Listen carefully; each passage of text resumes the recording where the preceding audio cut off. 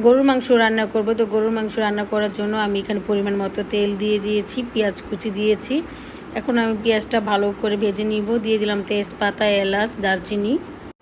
তো আমার পেঁয়াজটা ভাজা হয়ে গেছে, দিয়ে দিলাম পরিমাণ মতো পানি, আদা বাটা, রসুন বাটা, জায়ফল জ্যোতি বাটা, হলুদ গুঁড়ো, মরিচের গুঁড়ো, জিরার গুঁড়ো, ধনিয়া গুঁড়ো, লবণ পরিমাণ মতো।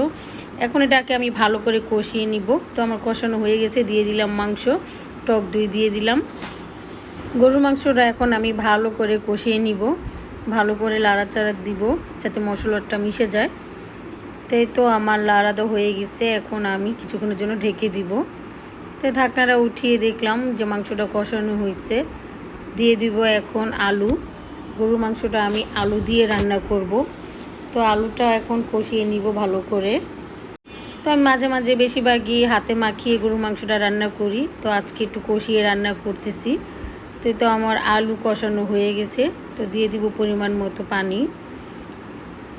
তো আমার পানি দিয়ে দিয়েছি, দিয়ে দিলাম কিছু কাঁচামরিচ, কিছুক্ষণের জন্য আবার ঢেকে দিলাম। তো আবার চলে আসলাম। তো আমার মাংসটা হয়ে গেছে। আল্লাহ হাফেজ, সবাই ভালো থাকবেন।